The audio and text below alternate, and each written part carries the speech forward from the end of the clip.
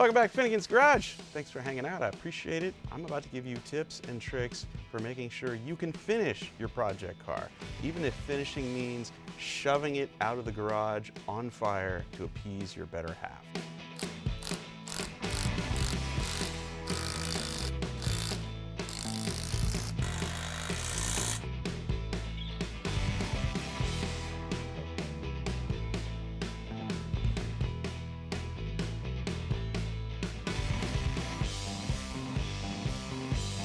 Okay guys, as you can see, we're no longer in the warehouse. We are back in the basement. I've got two radiators here. This one came out of the car, this one's going in the car.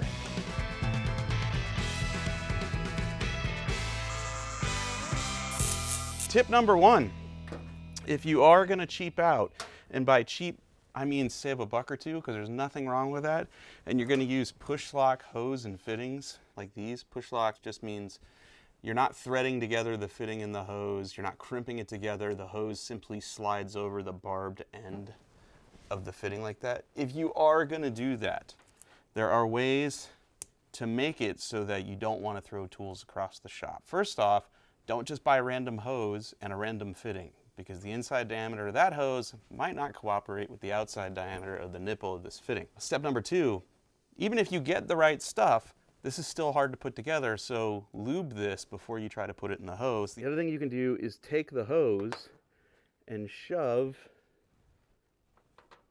a drift into it to open up the hose a bit before you attempt to install the fitting.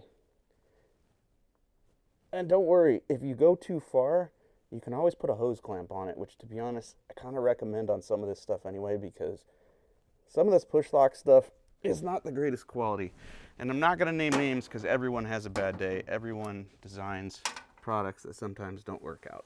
The next tip, if you are going to do this, is once you put it together with the fitting, clean the hose out. I'm serious about that. I've lost track of the number of times I've seen carburetor needle and seats stick because somebody built a hose and just put it right into service. They never cleaned it out afterwards. If you have the means, flush it out with a liquid. But if you don't have that, at least blow some compressed air through it. Oh man, and I don't know that this is the right hose for this fitting because I'm struggling to assemble it. You shouldn't have to struggle. That's why God invented crimp fittings. Once you've crimped something together, you'll never want to do this again. But it also costs 10 times as much. So in a pinch, do that. And that doesn't even want to go together. All right, so we'll open it up some more. More drift action. If Andre was alive, I'd find a way to contact him. I'd get him here. See, I attempted this. I figured, you know what, my weak little hands can't do this. I need the bionic Finnegan fingers. I feel like... And I know it's not just me now that I see you struggling too. Yeah, I feel like you're just saying that. Yeah, that doesn't want to go together. I don't think this is the fitting for this hose. And I don't know who ordered it. I don't know where it came from. But that does not want to go together. In fact, I'm wondering if that's even a push lock hose. Usually push lock hoses, they're rubber. They don't usually have a braided outer end. So I'm going to abandon this and go see if I have a screw together fitting that will go in there. Because otherwise, we'll be here all day. We'll struggle mightily. And we may just want to push this car out into the driveway, which we can't do because we kind of gave it away to somebody. And I'm sure they want it to run and not leak. This was the push lock hose fitting that I was trying to assemble. It's barbed, talked about that earlier.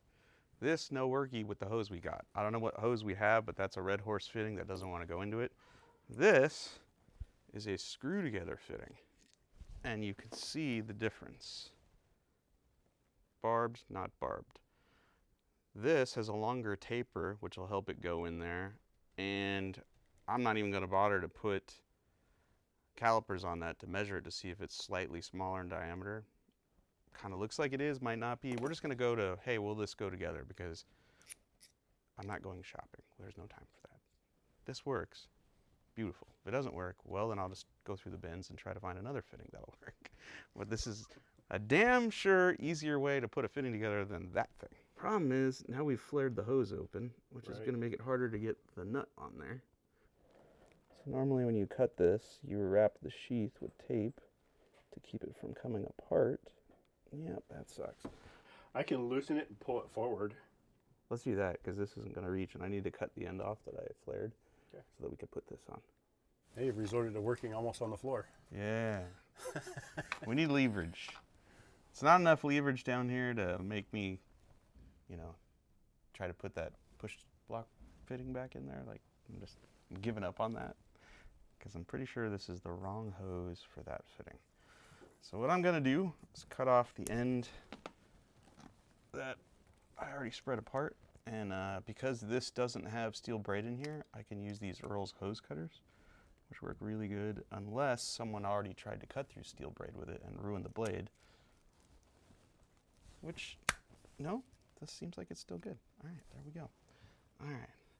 So now, while the tape is still on there,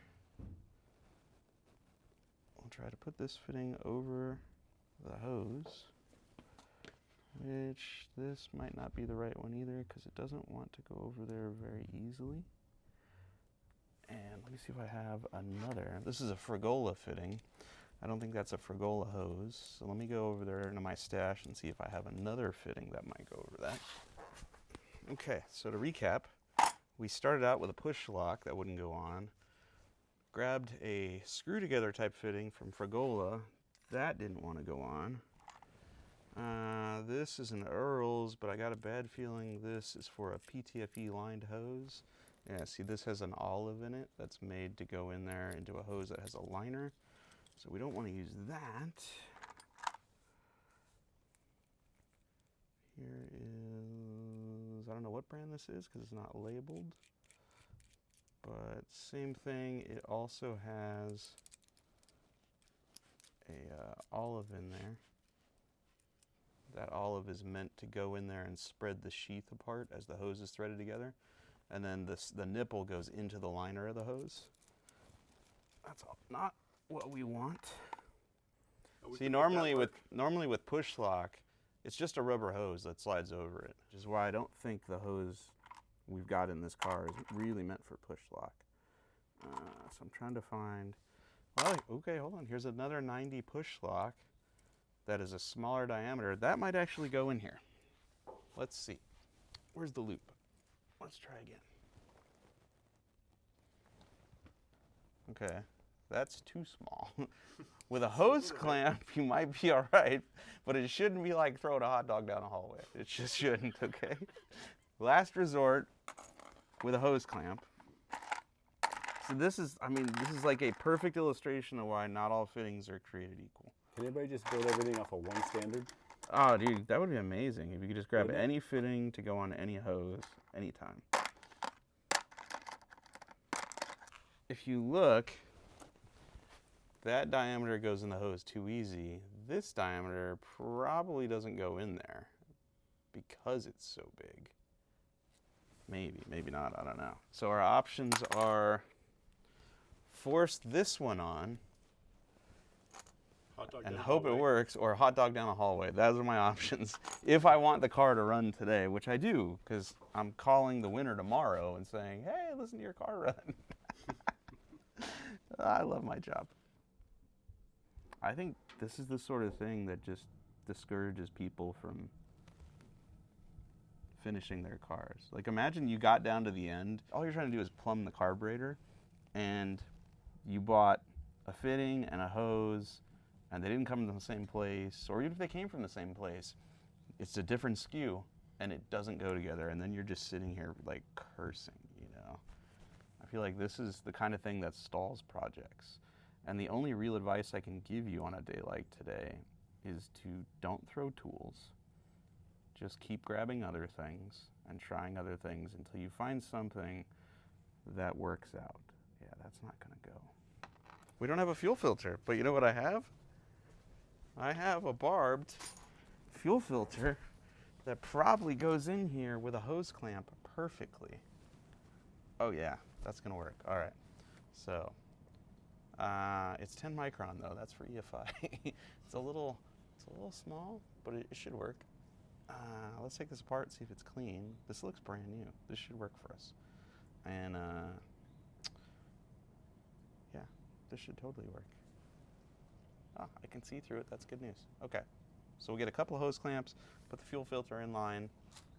Sadly, if I had known I had this, Joe, you wouldn't have had to pull the hose backwards and undo all the clamps. But at least we know. Okay. So we'll get a hose clamp, put all these other fittings back that aren't going to work, and we'll add a fuel filter that apparently we didn't even have. Got the flow right? Got it.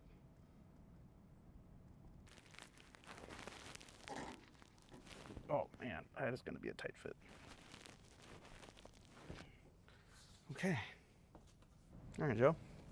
Put that back in. I'll find a short length of rubber hose to get to the fuel pump. Okay. I feel like we've exhausted all the tips we can give the people on why you shouldn't use push lock hose ever. ever. Here's another tip for you guys. If you're going to rattle can engine rebuild your motor, like Joe did for our 283 or 265 or whatever this is, spark plugs are great for plugging holes in the cylinder heads when you spray paint them. And these ones have seen better days, so we're gonna change them. When I change them, I don't know why, but we have NGKs, which are way too good for this motor, but we're gonna put them in anyway. And I don't know if you can hear me because Joe's making noise, but here's another tip for you guys. When you're installing brand new spark plugs,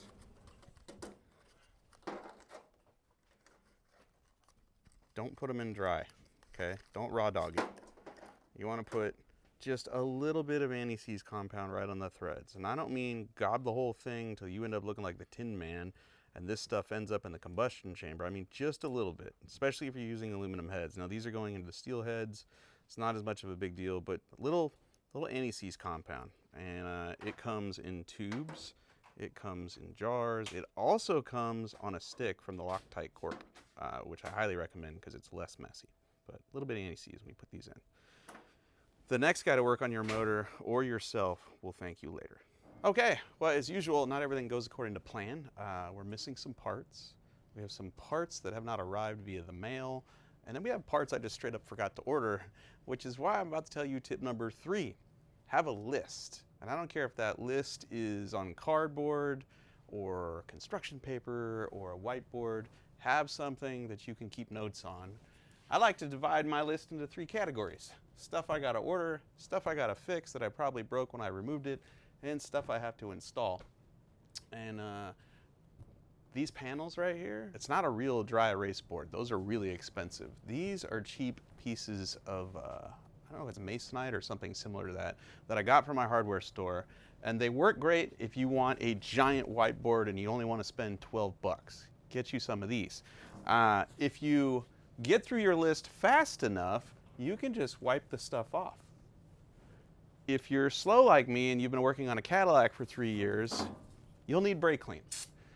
If you take longer than that, even brake clean doesn't do a great job on this. It'll sometimes just smear it all over the place, you know, which is why I'm still cool with cardboard. You know, if I'm at a junkyard or your mom's house, cardboard is an excellent place to write down things I want to remember, like leave, you know, or get more parts. All right, so let's go down the list. We can't install our steering column because somewhere along the line, we lost the mount for the steering column between the warehouse and here. It's probably out on Highway 41, I'm not sure. So we can't put that in. Without putting that in, we don't want to put the driver's side header on yet. Without the headers on, we can't really do the side pipes. David Williams has our carburetor. Not even sure where he's at today. He's kind of MIA. Can't put the master cylinder on because, again, we need the steering column in. So we're kind of stuck on a lot of things here. But what we can do is finish off the hydraulic system for our American Powertrain 5-speed swap. We told you about this in the past.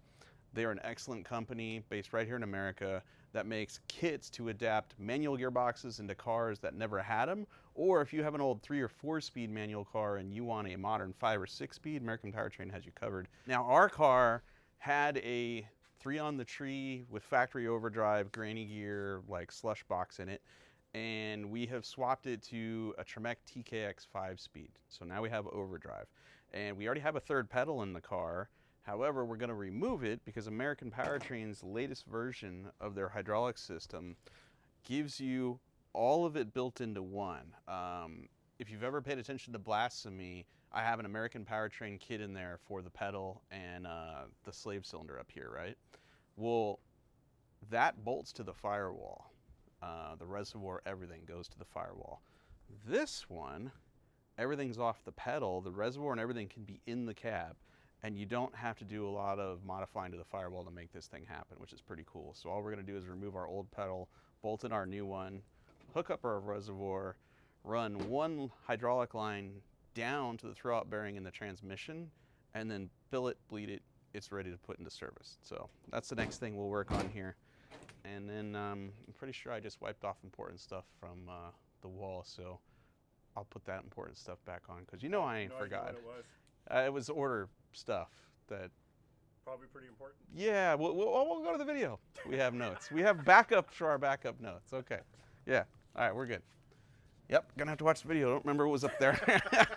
All right, everybody. Obviously, we're not gonna reprint the instruction manual here, but here is the old pedal and rod setup. And here is our new American powertrain pedal. And as you can see, the slave cylinder goes right there. And it's got a nice 90-degree fitting off the back of it that clears the firewall. And our hydraulic hose goes through a grommet through the firewall down to the hose leading to the throwout bearing inside the transmission.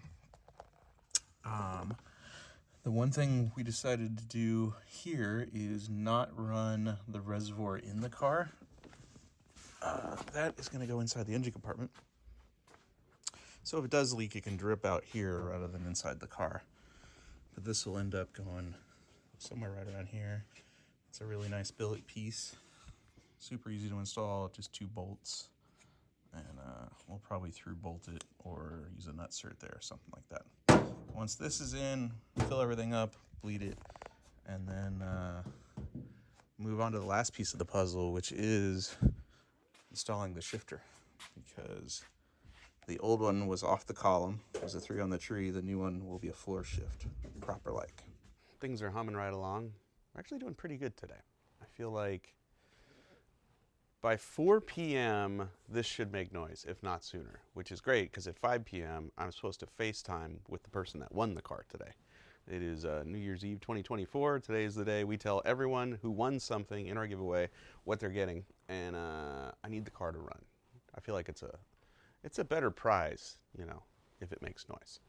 And things that are stopping us right now, we are missing an alternator, we are missing a battery, a fuel system, all things that are arriving in the mail today. So we're pretty good. In the meantime, we're going to find top dead center on our motor. We're going to fix some of the wiring that's not done. And this is an excellent opportunity to show you guys a tip. As you guys know, this whole contest was sponsored by WireCare. WireCare is my favorite place to go get cable ties, zip ties, whatever you want to call them. They sell them in lots of varieties, sizes, shapes, colors. They also sell this magnetic organizer, which if you have a paint job you don't care about, it's perfect for working on a car. You just set it here and, you know, pick and choose as you need. But that's not really the tip, right? You all know you can get those at WireCare. The tip here is you can reuse cable ties, even if they're not designed. Some of these cable ties have a little tab, and you can push the tab and take it back apart if you've put it together and went, ooh, I forgot to wrap it around the wire. A regular old zip tie, you can kind of do the same thing with. If you take a pair of pliers, like these ones from Snap-on, squeeze the side of the zip tie, it will come apart. The problem when you do that, though, is now you've kind of deformed the socket, and it'll keep coming apart.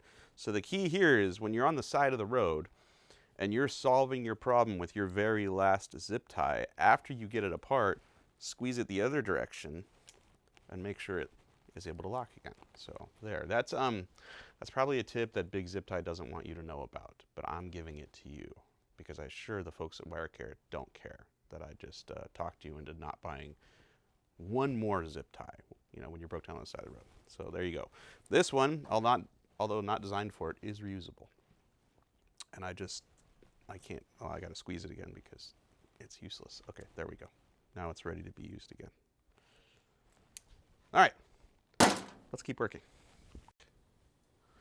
All right, everybody, we're Sherlocking the wiring, and I think we see a potential fire hazard here that we're gonna try to repair. Black wire going to red. This is the positive post of the battery. I'm pretty sure that went to that. And if that's the case, we need to loom this because this is crammed in between the radiator and the core support. And it is going to ground out and at least pop a fuse. At worst, it's going to catch on fire. And it's already split right there, so we need to pull this back out and loom it. How's it fixed in there? It's clipped in here in this harness. Can we It's all clipped in. Can we remove it? I don't know. It doesn't feel like it. We need to be able to. Yeah, that's not happening. No, we need to be able to. Oh, there we go. There we go. See? It's totally happening. Yeah, see, these wires are wrapped in old cloth tape. This one is not. And that one comes all the way through. I'm going to guess this is probably going to the factory fuse box, maybe? It's going to here, to whatever this box right here is, and I don't know what it's for. This guy here. Power distribution. This might have been for the ignition system, maybe, for the points. This box here, maybe. It looks like a ballast resistor right there.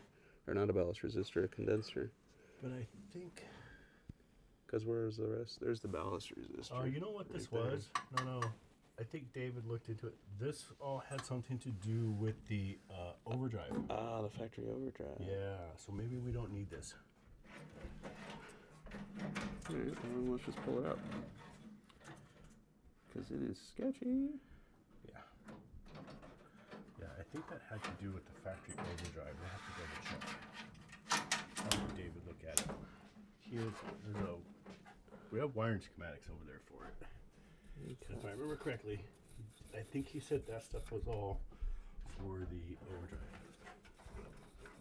Because I don't see any reason for any of that stuff.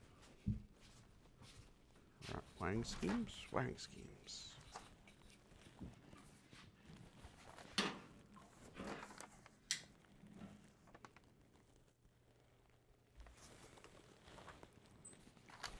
There's the fuse panel. There's the overdrive relay. Orange, dark green, pink, green. Doesn't tell you where it's located though. Current regulator. That goes to the generator. Oh, I think that's for the generator. Oh. It's got 3 posts showing, and I think this thing has 3 posts. Yeah, I think that was for the generator.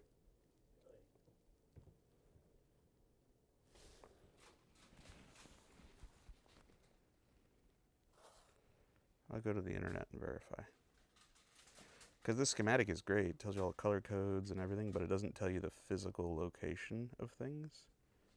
And so I'm only guessing that that's the current regulator based on the fact that it has 3 posts. Overdrive kickdown switch, overdrive relay. That could be these right here. And none of the wiring colors are kind of visible because everything's old. Exactly. Like everything in here looks dark blue or charcoal colored right now. According to the internet, that is the voltage regulator for the generator. Which means we can take it out of the car because we're converting this to a 1-wire GM alternator, which is internally regulated and self-actuating. We don't have it yet. It's supposed to come in the mail, but it'll mount down here and it'll just get a charge wire to the battery. And then it will take care of itself.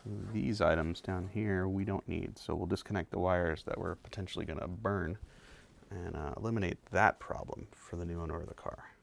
The question I have now is maybe it's attached to the starter. I'm like, how is the accessories inside of the car getting power? Off the starter. It's gotta be, right? See, what we're doing right now is trying to figure out the firing order of the motor on the distributor cap.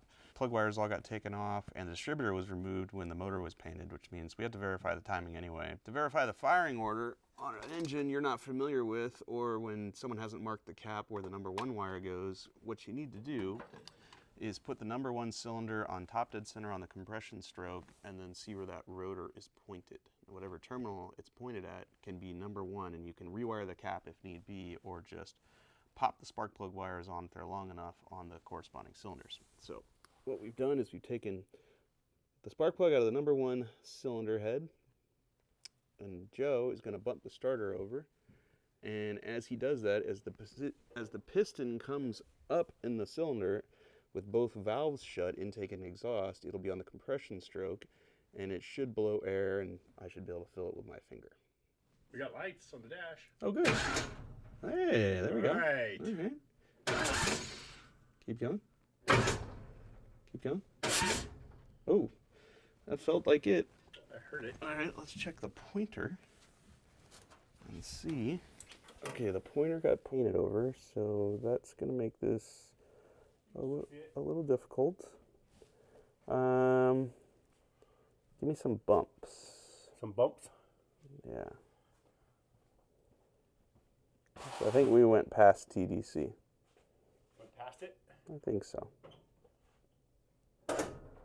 Keep going. Keep going. Okay, there's the mark on the balancer. Let me get a silver Sharpie and mark that so I can see it more clearly. Okay, silver Sharpie, mark on the balancer, so now I can see it more clearly. I'll put my finger back in the hole and just kind of go, slowly. Keep going. Ooh. Go around again. Again. Again. Again. Oh, there we go. Nailed it. Perfect.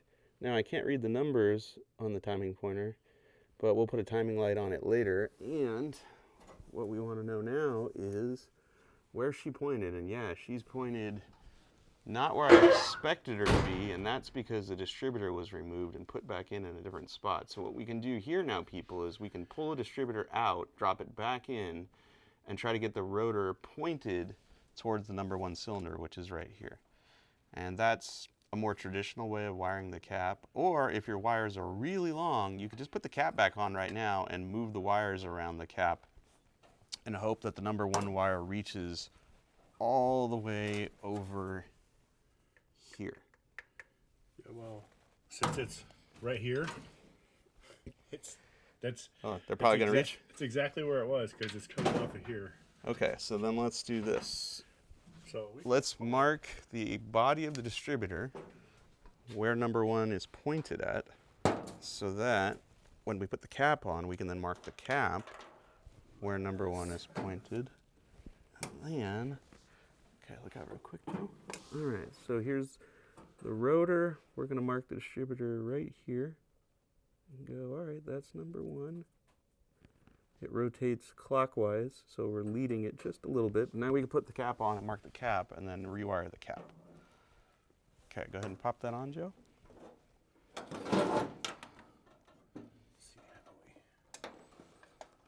If your wires are cut to the exact length and there's not a lot of slack, then this does not work. But because we have really long wires, this will work just fine. Where's our mark at?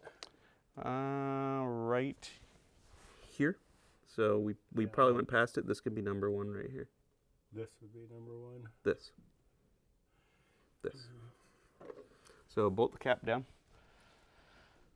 and then we'll rewire it. There's our mark for number 1. Now we'll rewire the cap.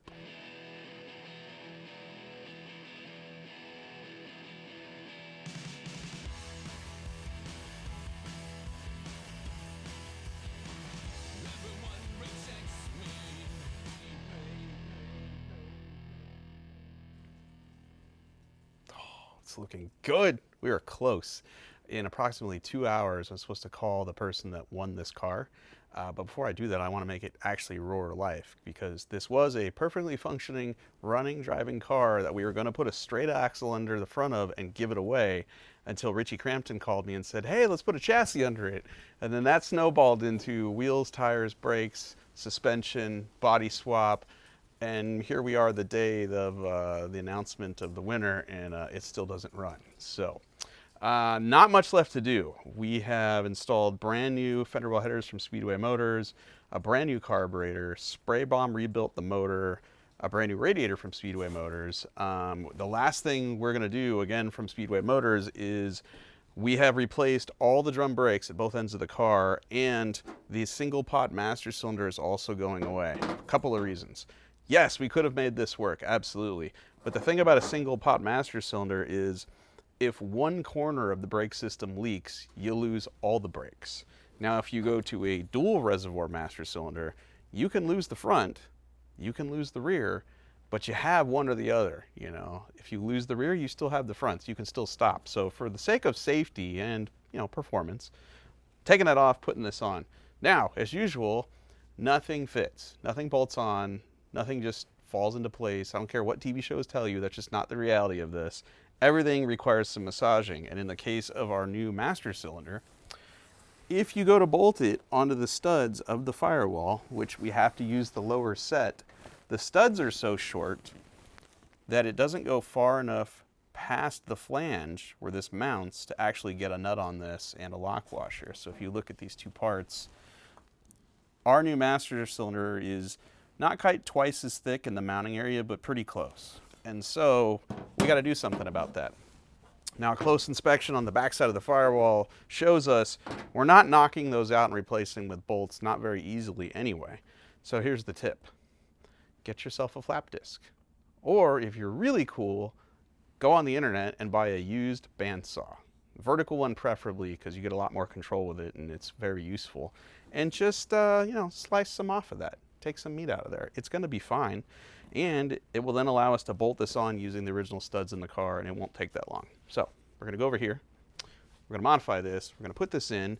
Joe's already bench bled it, which is another tip for you guys. If you're putting a brand new master cylinder in your vehicle and the system's dry, save yourself a whole lot of trouble. Run some hoses from the inlets and the outlets back into the reservoirs and just sit here and slowly pump it on the bench and get the air bubbles out of the master itself, because then when you go to bleed the system, it goes much faster. So this is a vertical bandsaw, right? This is what we're talking about here. And this one's really old. It was made by the Grob company in about 1974. I got it from a NASCAR builder who was basically going modern digital, and they CNC everything, so they didn't use this. They didn't need it. So I bought this for, oh, how much was it? It was cheap. It was probably like $1,300 bucks. I bought it in North Carolina, hauled it home, and if I can find the clip, I'll show you blasphemy dragging this off of a trailer with a ratchet strap. We'll just put that clip in right about here. But the important part is it's a vertical bandsaw, and you can use it to make almost anything. And today what I'm going to do is I'm going to put this right here and just go right through that aluminum, taking probably a 1/4 inch of the thickness out of here, which will be enough to allow us to bolt this in place. It runs on 3-phase power, which I don't have in the house, so I have a rotary phase converter here that will take my single phase 240 volt power, step it up to 3-phase, which allows me to run this thing. This was probably, when it was new, like a $10,000 saw back in the day. But because it's really old and really well made, it lasts forever, and I've sunk virtually no money into this since I bought it. I think there's more money in stickers than it costs. Yeah, totally worth it. All right, so we're just gonna put this right here. I'm gonna put something under it to keep it from tilting. About that.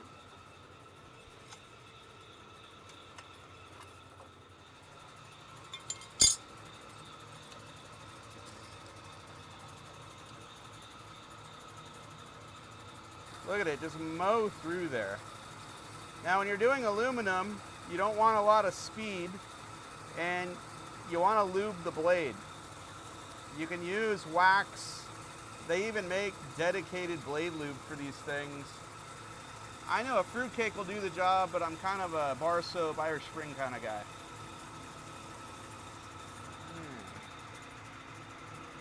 So we've gone far enough now. All we got to do is connect the dots, and we should be good to go.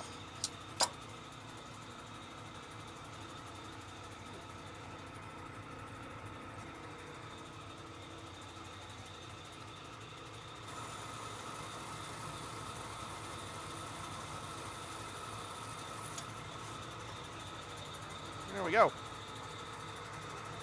I'll probably go a little further over just in case the stud is close that way and we have more room for a nut. So we'll cut it one more time.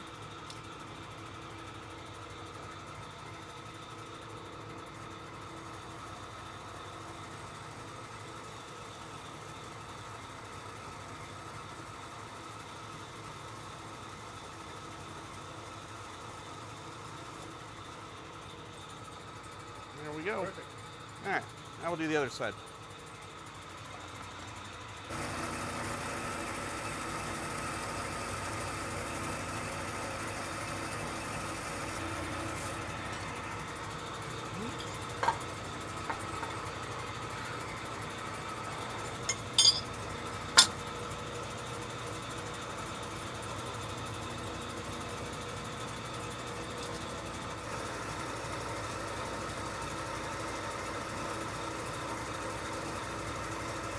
Bingo.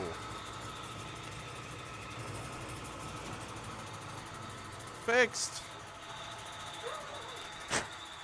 Let's see if it fits. It's like you machined it like that. Right? I'm not a machinist. Real machinists will tell you I'm not a machinist. Because oddly enough, our new master cylinder did not come with that rubber boot. Oh, it's like they knew we had this. Okay. All that under spare parts. Bonus stuff. There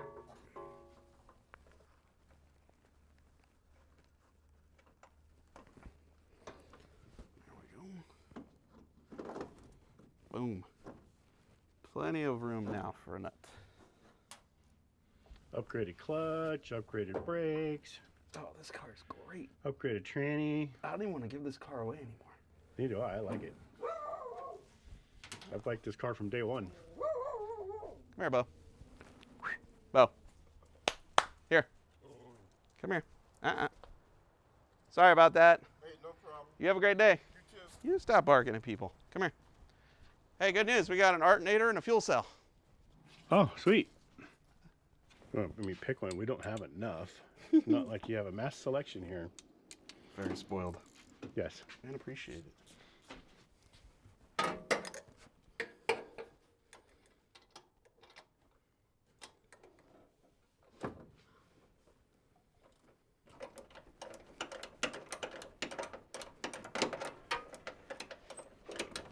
Tight like a tiger. All right, Okay. brake lines. Just got to make 2 lines going down there. You do that, I'll start mounting the fuel cell. Once the fuel cell's in, noise. This funky shaped thing is the stock style gas tank for a 1957 Chevrolet 210 Handyman, Bel Air, whatever, station wagon. I think even for a Nomad. And it is designed to fit under the car, tuck up above the spare tire recess, and somehow clear the rear pumpkin, which it did when we had a stock chassis and a stock rear end. With our new chassis, this physically will go in there, except the face of it is hitting the back part of our Ford 9-inch rear end. It's also hitting our panhard bar. And for at least a solid 24 hours, I thought, no big deal.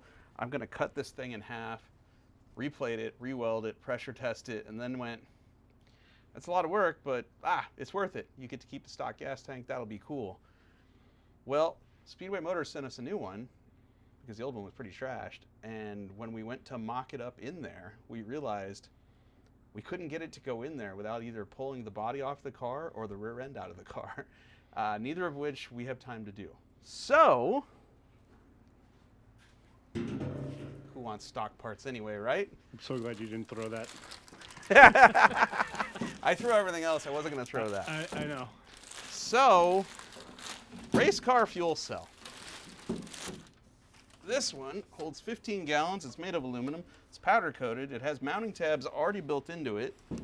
And it has a sending unit. If you are so inclined and froggy feeling to hook that up to your gas gauge, it might actually have a chance of working. This fits real good right there behind the back seat. You know what I'm saying? Like this thing. Yeah, right there. Perfect. Through bolted in 4 places. There's already 2 holes right there through the spare tire well, one of which we can use for our fuel line to come right up in there, boom, done. And we can run our vent down through the other one. Do we have to through bolt it? It's got wood on the floor. We could just throw some drywall screws in it and call it good. What kind of show do you think this is? There's not going nowhere. Honestly, what kind of show do you think this is? That's good solid wood. It won't move. It's from 1957. Look, it's something. In 57, it might have been solid. Now, it's more, it's got some insulation properties. Really, Yeah. that's all that's good for. Well, So, yeah, we'll through bolt it, Joe. okay. Don't get lazy now. There's still an hour and 20 minutes left to make this fire before I got to FaceTime the guy who won it. We still need gas. Maybe, I don't know, Williams go to get that? He's been I have no gone. idea where it went. He just But disappears. I tell you what. You did a hell of a job doing spark plug wires today. Dude, let's go look at those. Yeah. Let's go look at those. Dude, I'll tell you what, plug wire routing is money, and it will not be an issue. Look at that. Nice job. Zip tie spacers, nowhere near the headers or anything else. Like this is a quality build. Let's start by marking the holes, drilling the holes. So this has a, it's just got a sump for the pickup, right? Doesn't look like it. It does. Is it sitting up in the air in the back? Yeah. Flip it around. Well, you threw it in there so far, I can't reach it. Ah, go through the back seat area. We can hang the sump into the spare tire area if we need to. I threw it in backwards, didn't I? Yeah. All right, yeah, spin it around. Boom. Oh, okay. We're gonna have to notch the floor. You have 2 options. Notch the floor for the sump to go into it so that you can use the built-in mounts, or extend the mounts and hang this over. I say we shove it forward, notch the floor, do it right. Notch. Yeah, we just cut a rectangle into the floor right where the sump here? is. Yeah. That's going to be tight to get in there. Okay. Do we want to set this more like all the way up here? Don't matter to me. God, it's going to be kind of hard to put gas in, won't it? Well, the other thing you can do is cover up the spare tire area. Right back here. See if it'll bridge the gap and catch mounts on both ends. But then the sump becomes an issue. You'd have to cut into Back there. Let me see. or make some extensions for the mounts. This would be easier to put gas into if you don't have to crawl into Definitely. the trunk. And you still have room. Yeah. I wonder if we should take that other plywood out. We could make so it sits flush on the metal all the way around. We could make extensions this way to shove this Slide it backwards. back. Yeah. And have it go. We could just put a bar across from here to here, picks up both bowl holes, and then moves this back far enough to loop the hoses down. Let's Okay. just do that. It's only one hose. I like that. Yeah. All right, let's do that. I like that. Sold. Good idea.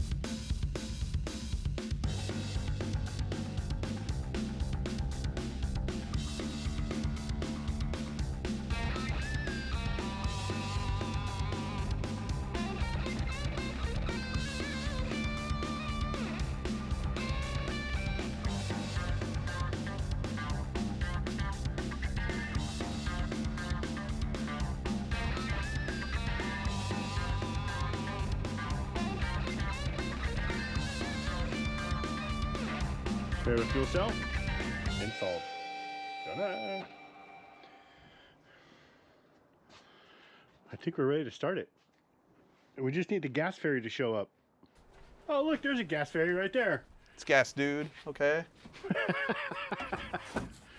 Stole it from the kids' dirt bikes. They won't mind. Did you ever look inside of that? Make sure it was clean? There's a tip for you. Don't assume it's clean. I did not. It might not be. Can you see? Nope. Let me find something to stand on. There's a race ramp over there. We put this in at the exact right spot for putting gas in. Okay. There's a little piece of foam in there. There's a piece of foam. There's one piece. One little itty bitty piece of foam that I guess is for for preventing fuel slosh. Huh. Speedway Motors. Speedmaster. She's clean. Thank you. All right, we can go straight to putting gas in. Nice. Whoops. Our O-ring's junk too. Okay, hold on. Just gonna need to open that tailgate one more time. Open the garage, hit the fan. I guess we could put this thing outside and fire it. There's no point in firing it in the garage. Yeah, let me quickly Let's do that. all of this. Let's do that because I think we have 20 minutes to call the new owner. I hope it's not. Yeah. So let's take it outside and we'll fire it out there. And go, look, here's your car. It's not done yet, but it runs.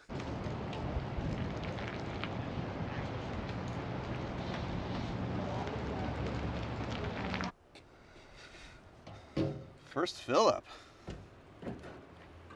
Solid. Fuel cells in.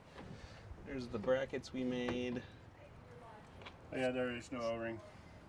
Ah, no wonder why it leaked out. All right. All right. Once we get it lit off, I'm going to call the winner. And then all that's really left to do is put the shifter in and patch the holes in the floor of this thing, install the carpet, test drive it, and then send it to our new owner. Man. There's a serious burnout coming before it goes anywhere. Yeah, yeah. Oh, yeah. That's all part of the experience, you know? All right. Gas is going in. It's a big moment right here, fellas. It is wired. It is plumbed. In theory, it should fire up. We're going to find out here in a minute, and then we're going to call the winner. We'll let them know that they won a 1957 Chevy 210 Gasser style station wagon. She cleans up nice. Look at that. Look at that. Love this car. So to recap, bought this car for my friend Dave. Test drove it once. It puked its guts out everywhere. At that point, we just disassembled the whole car. Slid an entirely new chassis underneath it from Indy Speed Shop. A TKX 5-speed from Tremec that we got from American Powertrain and used their complete kit to convert this thing from a 3-speed to a 5-speed with overdrive. Used a bunch of stuff from Speedway Motors to turn it into a gasser, like Fenderwell headers and the low mount alternator and just all kinds of stuff. And then we wired it using stuff from WireCare, who, by the way, sponsored this entire contest. And right now, it's 20 minutes to 5 p.m. I'm supposed to call the winner of this car at 5 p.m. and I plan to do that with the car running. So we're gonna fire it up for the first time, hope to hell that works, and then we'll call the winner. And then after that, we'll call the other people, because not only did we give away my 57 Chevy Wagon, but we gave away 3 complete Deutsch Connector Motorsports wiring kits from WireCare, and we gave away a bunch of autographed FSM merch. So this is a fun day for me. I love giving stuff away. But I love it even more when we disassemble an entire car in 1 week and then put it back together and it runs the first time. Shall we? Hey, do me a favor. What? Pull that loom up on the fender well. There you go. And hook it behind that hood hinge over there. Perfect. Whatever you just moved. Did you pour any gas down the carb? Did not. That'll help. I put it all in. Because our battery's dead, right? I Pretty tried much. to run it. But it's dead, right? Turned this thing over really pretty good. Give it a shot. I have a feeling it's going to die before it gets fuel picked up all the way from back there and brings it here. Listen to that rumble. Sounds like a motorhome.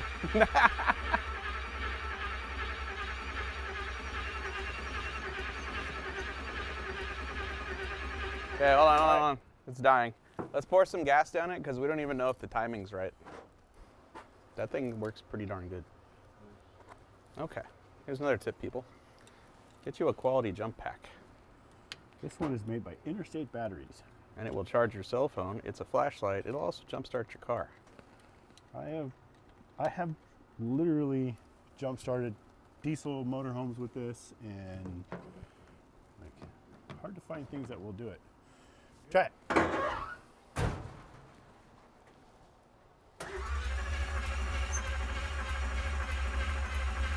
That does spin faster. Much, right?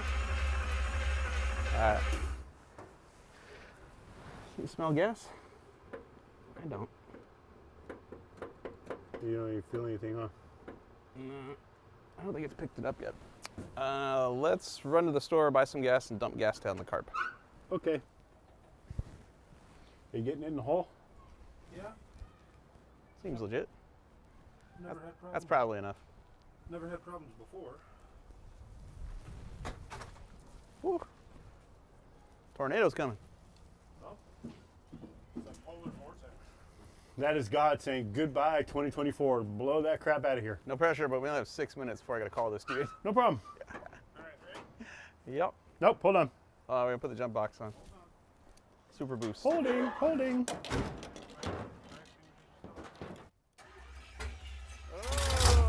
Oh, dude! It fired right up! runs. It fired right up! Just like that. Oh my god! Wow! Dude, that sounds pretty good. Okay, go ahead and kill it. It totally worked. Awesome. It fired right up. Wait, don't jump out yet. I want to have you do it one more time. Yeah. Wow. Did not expect that. Gotta be honest. I did. Anytime the distributor comes out and gets thrown back in, it's a crapshoot. Most times I put it in 180 out and just backfire it through the carburetor. Well, I did mark where it went on it, where I pulled it out from, but then I painted it. Ah. Okay. So There's another tip. Mark it, then paint over it. Ignore the marks, TDC the motor, you'll be fine. Okay, I want to make a video. All right. That was awesome. All right, let me get this dude's phone number. It does have a little bit of like I think it's just the carburetor. yeah. It's just alternating. All right. All right. Let me find this dude's phone number.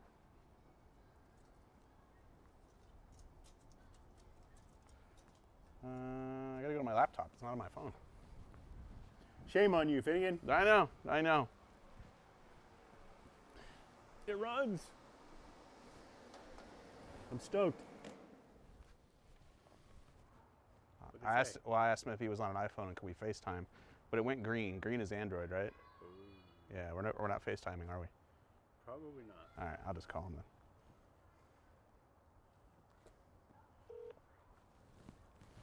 Hello. Please state your name after the tone, and Google Voice will try to connect you. Mike Finnegan.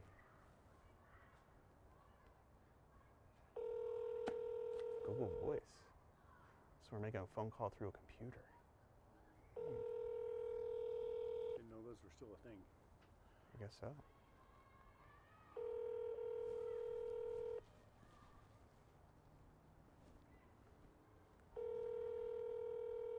Really? Oh, he said yes. That's weird. He just texted me back and said yes. Okay. Try FaceTime him.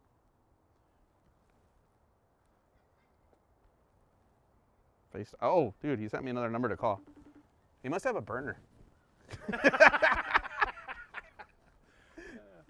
He must have a burner. Let's see. Hey, is this Steven? Yes, it is, man. What's going on? Oh, dude, just getting ready to ring in the new year by firing up your new car. All right, brother. This sounds good. Dude, you want to see it? All right. Yes, sir. Please. Here we go. Here we go. Let me back up. Let me turn the phone sideways. There we go. Okay. Everybody at home, this is Steven. Yes. Congrats, And Steven. yeah, congratulations, dude. See, here's what I know about Steven. Absolutely nothing except that in 2019, you bought a shirt from my website, and then on the very last day of this contest, you bought something else, and you won the car, bro. Awesome, man. That's Dude. awesome. I cannot believe it. Oh man, I'm so psyched. And oddly enough, Steven's from Georgia. Like in my brain, which is good and bad. Like I'm stoked a fellow Georgia guy won the car, but I really thought I'd have some more time. You know, I thought like, all right, some guy in California will win it, and Right. we'll have to arrange transport, and you know, it'll give us more time to finish the car. No, he's right here in Georgia. Oh, yeah, man. I'll be there tomorrow if you guys are ready. Oh, you can absolutely come tomorrow as long as you don't want a shifter or brakes or exhaust. Some of those things are mostly required, right? I don't need the exhaust. The rest, though, I probably need. Yeah, it's actually here. We're gonna fire it up for you so you can hear it. Actually, I'm gonna walk around and I'm gonna show you your car. So I'm guessing you've seen some of the videos, right? Yeah. Oh, yeah. Okay, so these are a set of American Racing 200S wheels that I ran on Blasphemy. This is the original 265 V8 that was in the car when I got it, and we rattle can rebuilt it. Brand new car, brand new Fenderwell headers, brand new aluminum radiator from Speedway Motors, disc brake conversion, new master cylinder, a completely new chassis underneath, front to back, new bushings, steering, suspension, disc brakes all the way around, new tires front and back. If you're not into the white walls, you can flip them around and go black wall if you want. We tried pretty darn hard to save the stock gas tank, but in the end it wasn't going to work. So today we put a brand new fuel cell in there for you.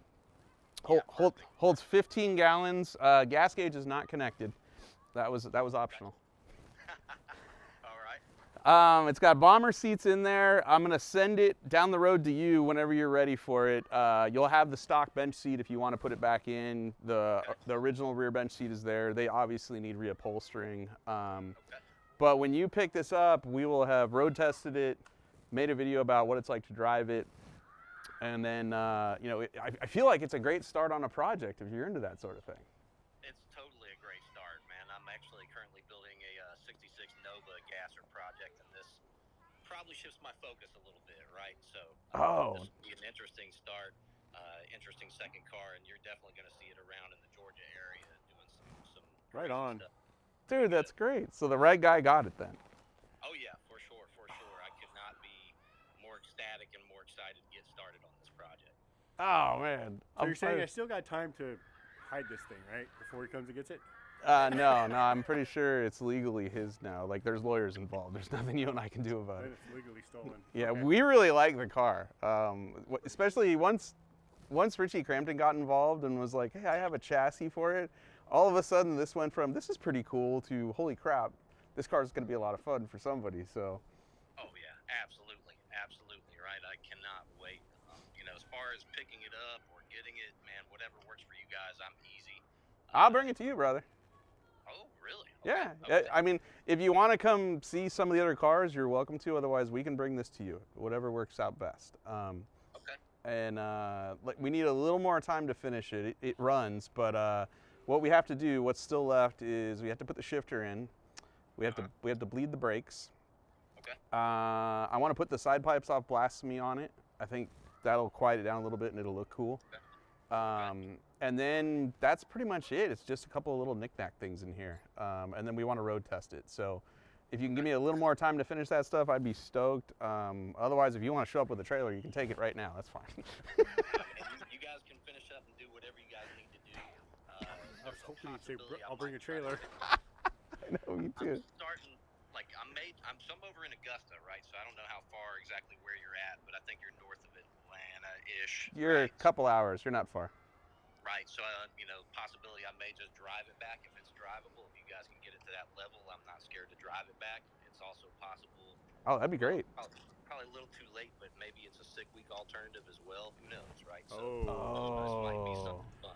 I'm So gonna this be could very- so sad watching this thing drive 6 weeks, dude. When he finishes in the wagon that we built in And like we a don't month, finish we don't finish in Blasphemy. Blasphemy. Hey, you never know, man. You never know. Well, if you want to go to sick week, I'd say it's totally possible. There's a solid 3 or 4 days worth of work left in the car. Okay. And then yeah, you could totally go on sick week with it. I'd be stoked to see it there. Right? Me too. Yeah. Man. Okay. Well, yeah, definitely a possibility. Let's talk a little more on dates whenever you think you can have it ready. Okay. And we'll figure out a plan and make this thing happen for sure. Awesome. All right. Well, congratulations. Thanks for answering the phone. I was pleasantly surprised at the number of people that did answer my email. Because every single one of them was like, is this a scam? I'm like, no, I promise, this is me. You really did win something, you know? I thought the giveaway would be, I didn't ask for anything. I was literally trying to give people things, you know? Well, it's too good to be true, right? okay, well, the next email will be where they ask for some kind of credit card. Yeah, I need your bank routing information, please, sir. No, definitely not. Yeah, exactly. So, You know what's wild is a friend of mine just won some other YouTubers giveaway. Really? Yeah, John Riesland out in Yuma. Uh-huh. Yeah, his kid won a truck and something else from a YouTuber in Florida. I think it was JH Diesel. Really? Like, yeah, just won that giveaway the other day. Wow. This is wild. So, anyway, Happy New Year. I'll be in touch. I'll probably call you tomorrow, and we'll work out the before details you of hang up, when and where. And oh, You wait. want to hear your car? Oh yeah. yeah. Oh yeah. Hey, fire this thing up. Excited, man. Let's hear it. All right. Let me turn this around.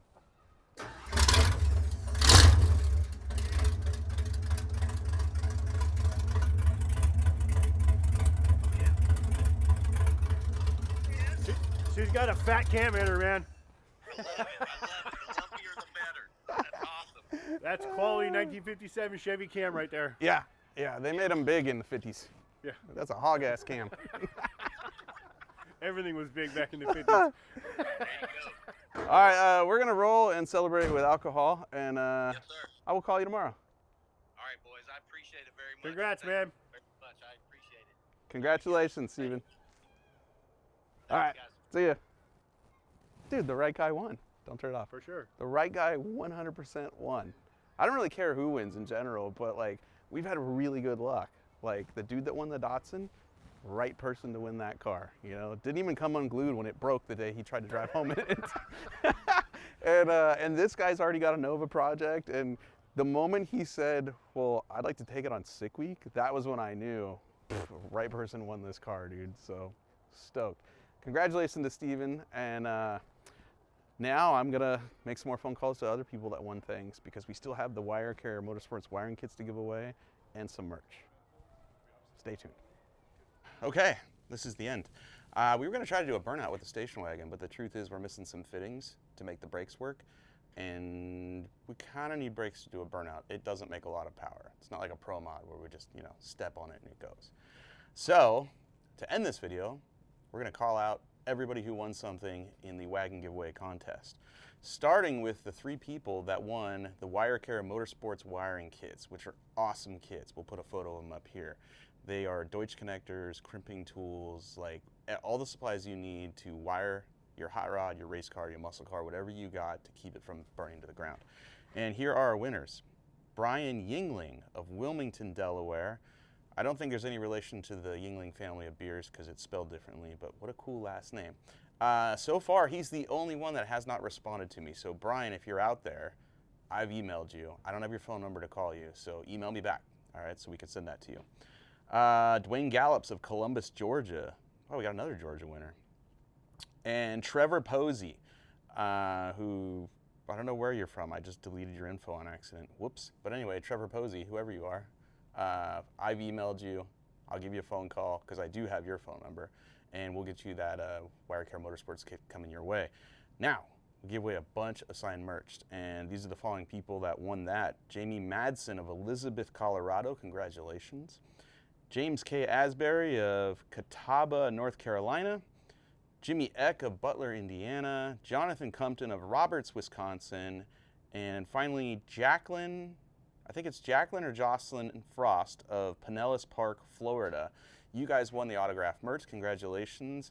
Congratulations to everybody who entered the giveaway and won. I gotta be honest, there's no motor in blasphemy. We're like 3 weeks away from sick week, and if you're wondering where the money went, yeah, here we are again. But we are going to sick week in this car. We're currently rewiring it front to back to get rid of that misfiring issue we had the last time. Actually, to be honest, we're rewiring the parts of the car we hadn't rewired. We'd already rewired the power distribution stuff under the seat, but we hadn't rewired the engine compartment. It was probably where our issue lied. Total rewire while we wait for our engine from Pete Harrell, and we'll slam it in, try to go testing once or twice, probably once, maybe not at all, and then we'll head to sick week to see who's in the A-gas class, and we'll go hang out with them and go have some fun. So thanks for watching. We'll see you down the road.